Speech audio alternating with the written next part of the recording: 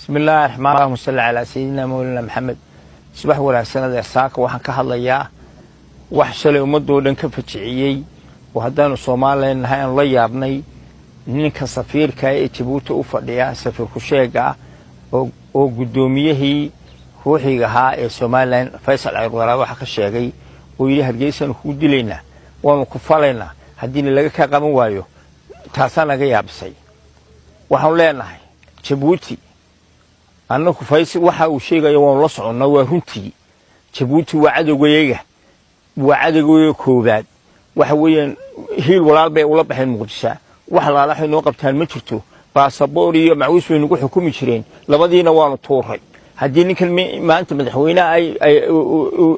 inta qadarinayo seedinimo u qadarinayo isaga jirtaa iyo baasaboorkiisa isaga jirtaa laakiin waxa leeyahay dawladda Soomaaliland hadday naf leeyihiin oo inuu dhigun ku jiro oo inuu wax kala qaadanaysan ninka safiirkii 24 saacadood wadanka ku gaadhay haddii kale waxba laga qabanaya baada ogaada waxba laga qabanaya ninkaas hanjabaadu soo Faysal hanjabay Faysal Hargeysa jooga oo ku dhashay jid ku dhashay oo degan hanjabaadu hanjabay waxa laga qabanaya waxa laga qaban doono waxba laga qaban doono ninka 24 saacadood ta kale waxa la yaab leh TV-gii qaranka laga soo daayay warmeelka dawladdu ma la jirin marka ma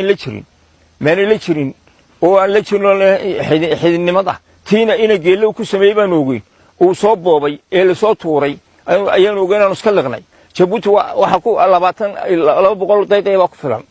200 daqiiqo ayaa ku filan waxba iska cilmayaan Faransiiskuna uu iskaga tagay waa magaalada yar qura waxaan leenahay Djibouti waxayna ka doonayeen naga baxa ordo hiil walaal doonta Soomaali weyn iyo kuwaas ayaa wax siisan doonta jawaasi iyo macwiis ugu xukumi meesaan nadaayban leen madaxweynaha taan siinaya haddaad wax ka qaban weydid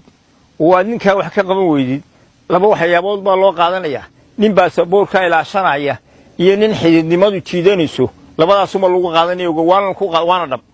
haddaad 24 hours ka bax